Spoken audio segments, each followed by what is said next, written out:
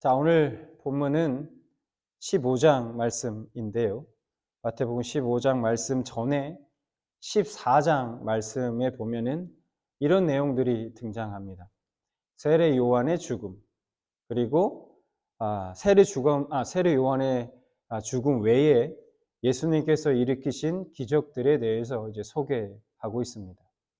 오병이어로 5천 명을 먹이시는 그 장면, 그리고 풍랑 중에 무리를 걸어오사 예수님 제자들을 위로하시는 그런 장면, 그리고 게네사렛이라는 그 동네에서 병든 자들을 고치시는 예수님에 대해 14장에서 이제 소개하고 있습니다. 이런 예수님의 베푸신 기적의 사건들, 이 사건들에 대한 소문은 아마도 삽시간에 전국으로 퍼져 나갔을 겁니다. 이렇게 해서 예수님의 명성이 날로 날로 점점 크게 높아지고 있었던 거죠. 이런 시기에 위기감을 느낀 서기관과 바리새인들이 어느 날 예수님을 찾아왔습니다. 그들이 예수님을 왜 찾아왔는가? 유대인의 전통을 앞세워서 예수님의 권위에 도전하기 위해서 지금 예수님을 찾아왔습니다. 그들이 예수님께 제기한 문제가 뭐냐 하면 바로 구전율법, 즉 장로들의 전통에 관한 것이었습니다. 그래서 먼저 1절과 2절 오늘 본문 말씀을 보면 이렇게 말씀하고 있죠. 그때의 바리새인과 서기관들이 예루살렘으로부터 예수께 나와 이르되 당신의 제자들이 어찌하여 장로들의 전통을 범하나이까? 떡 먹을 때에 손을 씻지 아니하나이다. 자, 우선 우리가 이 바리새인과 서기관들이 예수님께 제기하고 있는 이 문제를 이해하기 위해서는 장로들의 전통이 무엇인지 알아야 합니다. 그래야 이해할 수 있죠.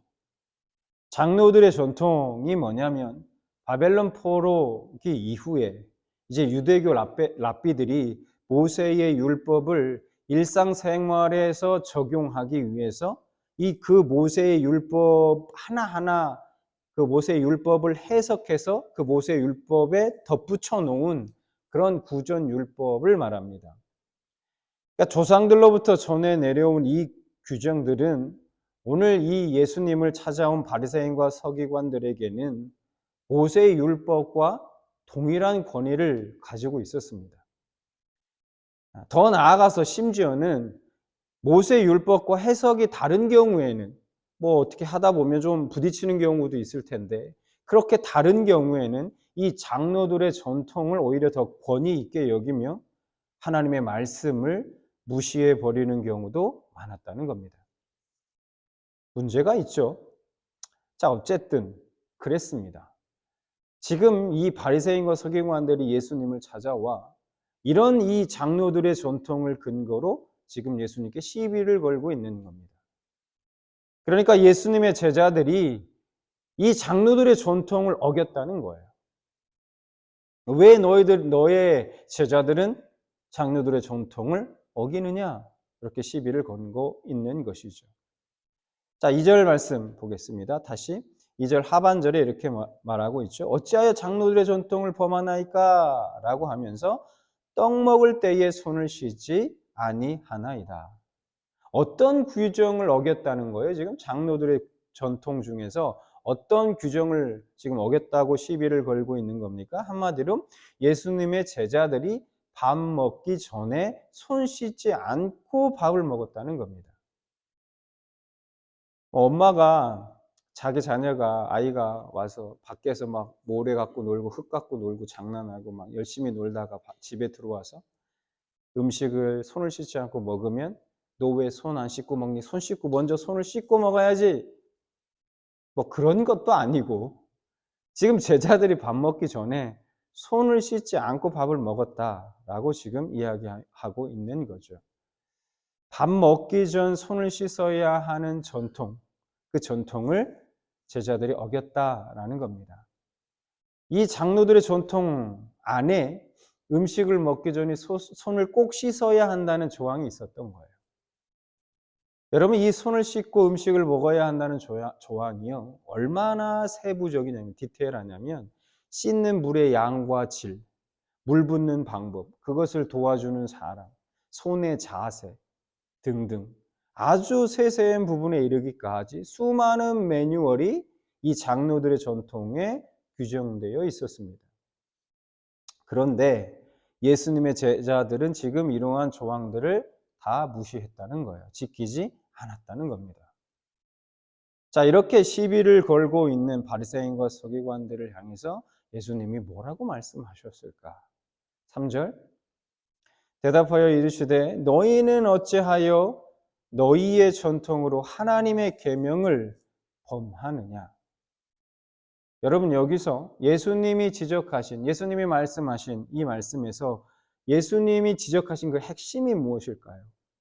무엇을 말씀하고자 하신 걸까요? 예수님이 지금 바리새인들이 예수님께 문제 제기한 것 자체가 죄라고, 그것이 잘못된 것이라고 말씀하고 있는 걸까요? 아닙니다.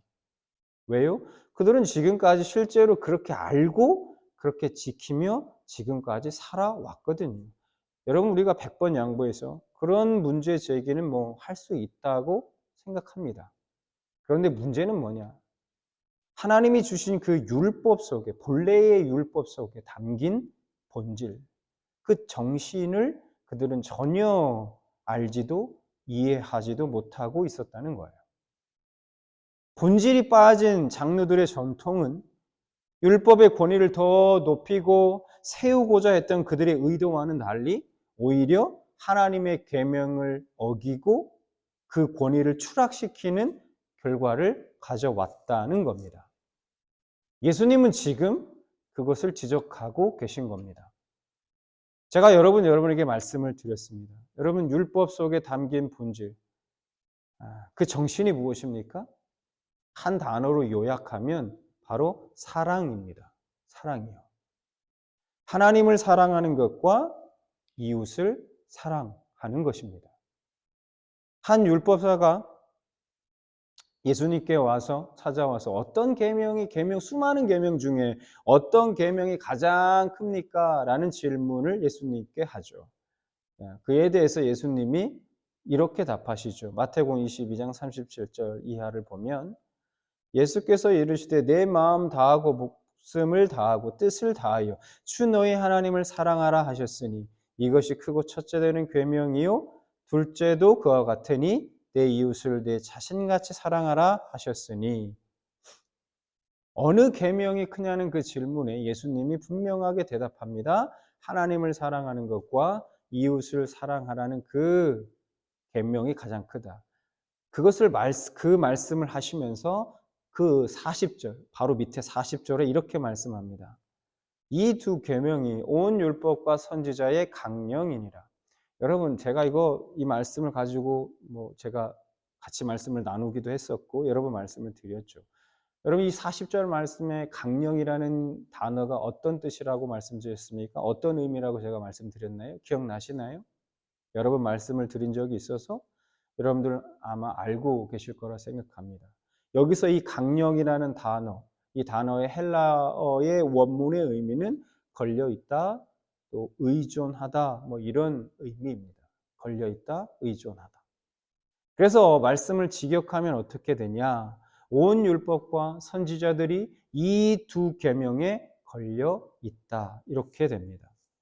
즉, 두 계명이 하나님 사랑과 이웃 사랑 계명이 맨 위에 있고 꼭대기에 있고, 다른 모든 율법의 조항들, 다른 율법들이 모두 그 밑으로 매달려 있다. 두 계명에 매달려 있다라는 겁니다. 모든 다른 계명들은 하나님을 사랑하고 이웃을 사랑하라는 이 두 계명에 의존하고 있다. 부속되어 있다라는 겁니다. 자, 그러면 이것이 무슨 얘기냐? 바로 모든 계명들의 본질적인 근본적인 정신이 바로 이 두 계명에서 나온 것이다라는 거예요. 그러니까 하나님이 주신 모든 계명의 본질이 뭐라는 겁니까?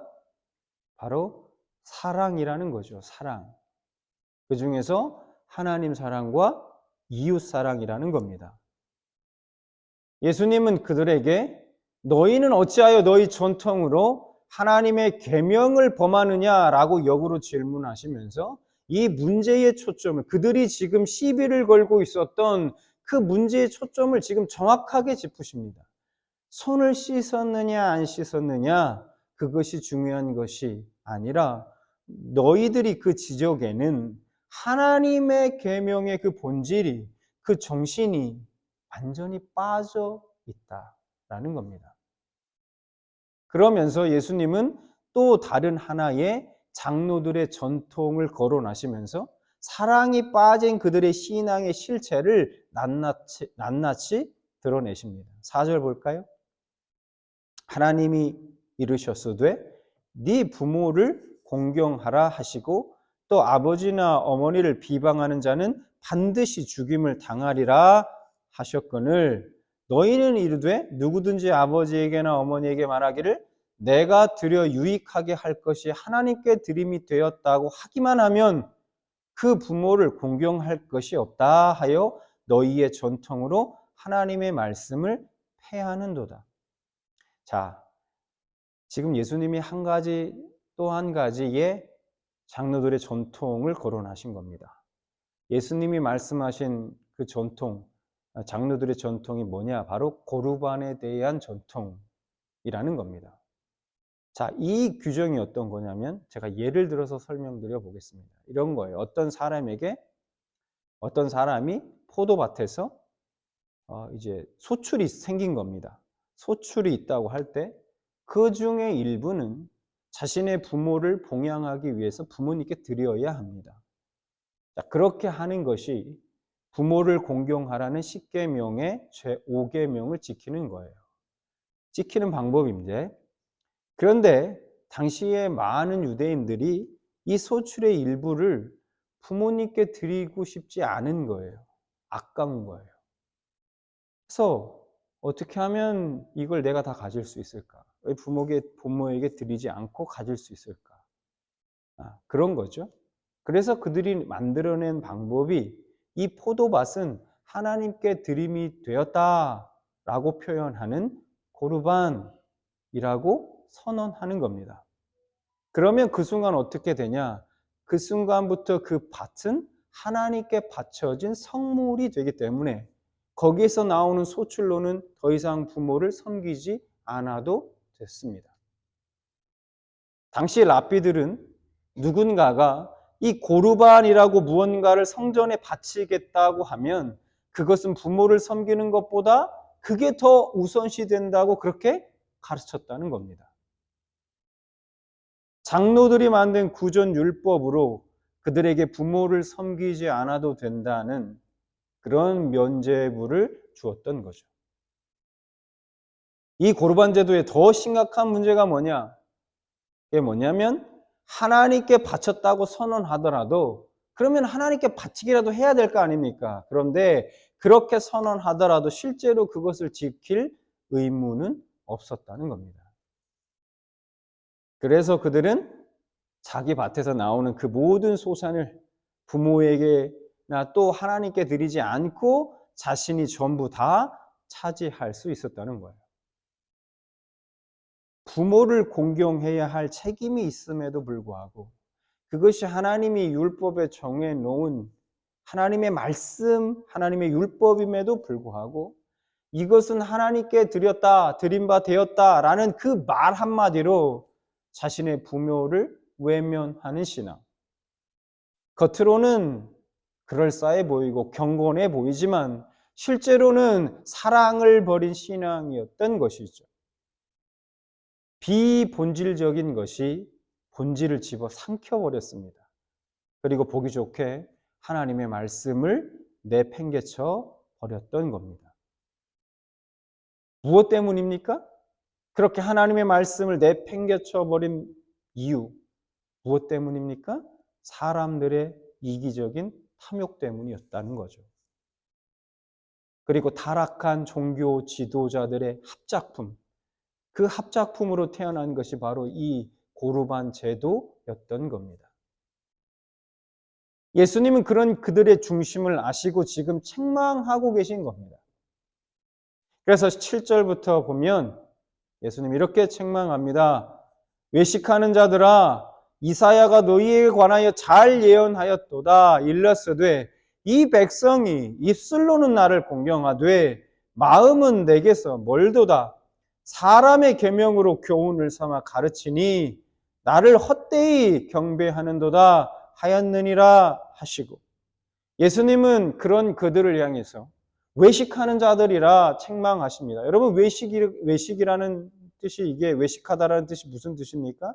속에 진심은 감추고 겉으로만 그럴듯하게 가장하는 것을 말합니다. 가면을 쓰는 것을 말해요. 그래서 예수님께서는 이사야의 예언을 이용해서 지금 그들을 책망하신 겁니다. 가시고 계신 겁니다. 당시에 바리새인과 서기관들은 여러 가지 이런 복잡한 의식과 엄격한 규율들을 가지고 있었지만 정작 그 중심은 하나님으로부터 너무나도 많이 멀어져 있었다는 것입니다.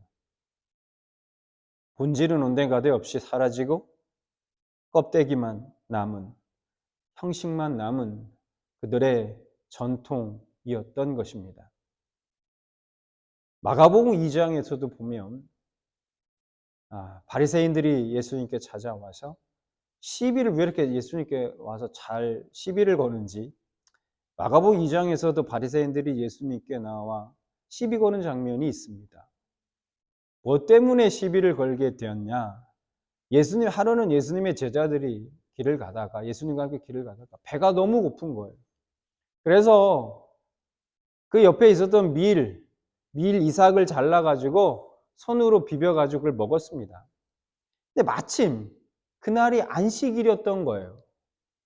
그때 또 어떻게 또 바리새인들이 그 장면을 보게 되었는지, 아마 뭐 졸졸 따라다니면서 염탐하고 있었는지 모르겠지만 그걸 바리새인들이 봤습니다. 그리고 이렇게 말해요. 예수님께.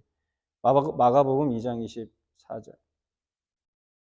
바리새인들이 예수께 말하되 보시오, 저들이 어찌하여 안식일에 하지 못할 일을 하나이까? 왜 안식일을 어기고 있느냐? 그 얘기입니다. 그러나 예수님은 이렇게 대답하십니다. 2장 27절에 예수님이 이렇게 말씀합니다. 또 이르시되 안식일이 사람을 위하여 있는 것이요 사람이 안식일을 위하여 있는 것이 아니니. 여러분, 예수님의 이 말씀은요 굉장히 충격적인 말씀이에요. 안식일이 사람을 위하여 있는 것이다. 안식일은 하나님이 직접 제정하신 아주 중요한 날입니다. 안식일에 대한 규정은 그리고 매우 매우 엄격하고 무섭습니다. 그래서 출애굽기 31장 14절 15절에 보면 이렇게 말씀하고 있어요. 볼까요? 너희는 안식일을 지킬지니 이는 너희에게 거룩한 날이 됨이니라. 그날을 더럽히는 자는 모두 죽일지며 그날에 일하는 자는 모두 그 백성 중에서 그 생명이 끊어지리라. 15절 엿새 동안은 일할 것이나 일곱째 날은 큰 안식일이니 여호와께 거룩한 것이라. 안식일에 일하는 자는 누구든지 반드시 죽일지니라. 여러분 어떻습니까? 이 안식일의 규정이라는 것이요 굉장히 사실은 무섭습니다. 무서운 말씀이죠. 안식일을 어기면 그냥 죽음 뿐이에요. 그런데 제자들이 그 안식일에 밀 이삭을 잘라 먹었다는 거예요. 손으로 이렇게 비벼가지고 그 밀 이삭을 먹었어요. 그러니까 그거는 너희들이 지금 추수한 거 아니냐? 그건 노동을 한 거 아니냐라는 겁니다. 바리새인들의 얘기는. 그러니까 너희들은 지금 안식일을 어긴 것이다 라는 겁니다. 자, 그런데 문제는 이런 겁니다. 그 바리새인들이 잊고 있었던 것이 있어요. 애초에 왜 하나님께서 안식일을 제정하셨냐는 거예요. 안식일은 여러분 가난한 자들을 위한 날이었습니다. 그래서 출애굽기 23장 12절을 먼저 볼까요? 너는 엿새 동안에 네 일을 하고 일곱째 날에는 쉬라. 네 소와 나귀가 쉴 것이며 네 여종의 자식과 나그네가 숨을 돌리리라. 신명기 5장 12절부터 14절 말씀도 보겠습니다. 내 하나님 여호와가 내게 명령한 대로 안식일을 지켜 거룩하게 하라. 엿새 동안은 힘써 내 모든 일을 행할 것이나 일곱째 날은 내 하나님 여호와의 안식일인즉 너나 내 아들이나 내 딸이나 내 남종이나 내 여종이나 내 소나 내 낙이나 내 모든 가축이나 내 문 안에 유하는 객이라도 아무 일도 하지 못하게 하고 내 남종이나 내 여종에게 너같이 안식하게 할지니라. 여러분 14절 말씀을 유독 보니까 내 딸이나 내 아들이나 딸이나 남족이나 내 여종이나 소나 낙이나 쭉 얘기하면서 일하지 못하게 하라라고 하면서 마지막에 다시 한번 남종이나 여종이나 다시 한번 말씀하면서 너같이 안식하게 할지니라 이렇게 말씀합니다. 여러분 돈 많은 사람들은요, 부자들은 어차피 매일이 노는 날이에요. 안식일이 없어도 그 사람들은 언제건 쉬고 싶으면 쉬면 됩니다. 쉴 수 있었어요. 하지만 안식일에 이 규정이 없다면 가난한 사람들, 남의 집에서 하인으로 일하는 사람들, 이런 사람들은 쉴 기회가 없었습니다. 계속해서 노동, 일을 해야 했어요. 그래서 하나님께서 주인들로 하여금 그들의 종들을 할 수 없이라도 쉬도록 만들기 위해 주신 규정이 바로 이 안식일 규정이었던 겁니다. 그런데 지금 바리새인들은 배가 고파서 이삭을 잘라 손으로 비벼 먹고 있는 이 예수님의 제자들을 비난하고 있어요. 안식일의 의미를 전혀 모르고 있는 것이죠. 유대인들이 몫처럼 여기고 지키며 살아가고 있었던 그 안식일의 규정 또한 그 본질이 뭡니까, 여러분? 그 정신이 뭐예요? 사랑이요. 사랑이었던 거예요. 제가 앞서 율법의 본질 정신이 무엇입니까? 무엇이라고 말씀드렸습니까? 앞서 말씀드렸듯이 내 마음을 다하여 주 너희 하나님을 사랑하라. 또 하나 뭡니까? 내 이웃을 내 자신과 같이 사랑하라. 여기 다 매달려 있다. 주님 말씀하셨잖아요. 율법의 본질, 그 정신이 뭐예요? 사랑이요. 여러분 오늘 말씀을 통해 우리가 깨닫고 꼭 기억해야 할 것이 있어요. 하나님을 향한 사랑, 이웃을 향한 사랑, 이 사랑이 빠지면 여러분 신앙은 생명력을 잃습니다. 그리고 그 사람은 어떻게 되는가? 그때부터 자꾸 비본질적인 것들에 집착하게 된다는 거예요. 비본질적인 것들에 집착하게 된다.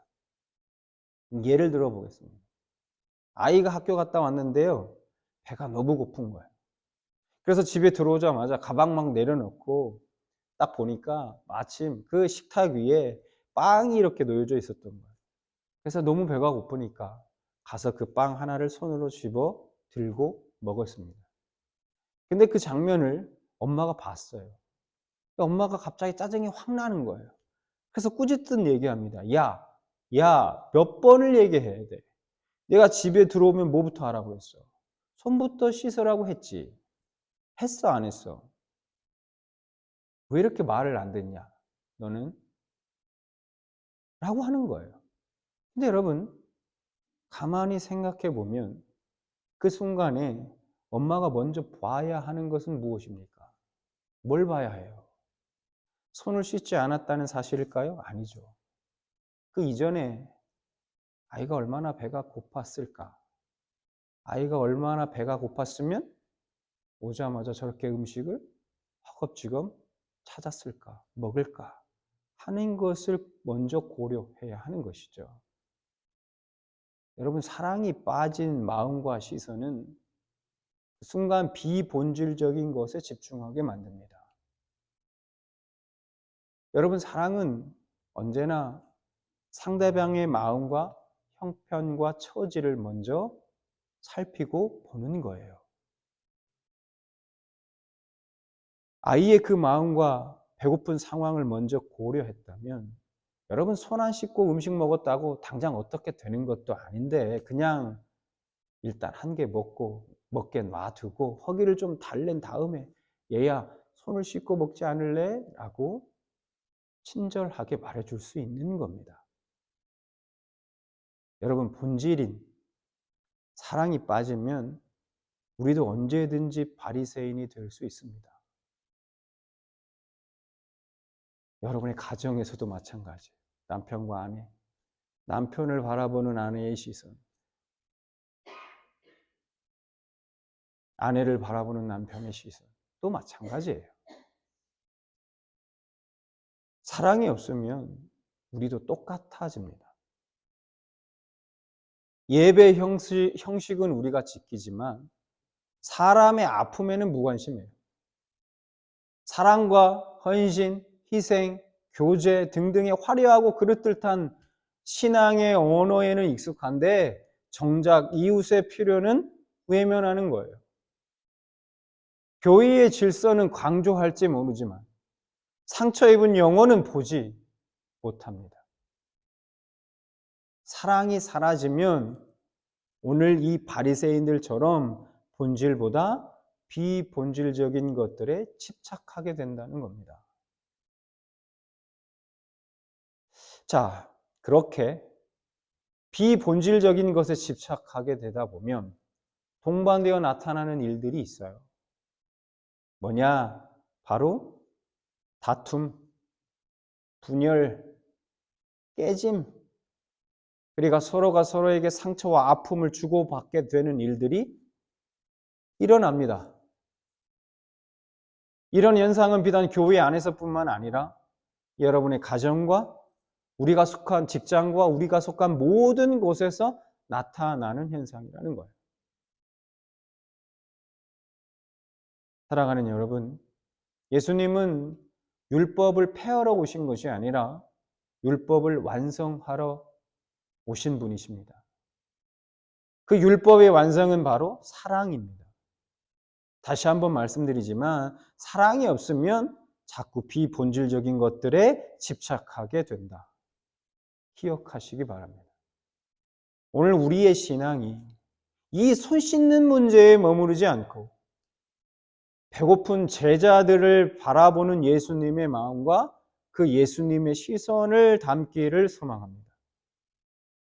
하나님을 사랑하고 이웃을 사랑하는 것, 이 본질을 붙들고 살아가는 저와 여러분 되시길 주님의 이름으로 축원합니다.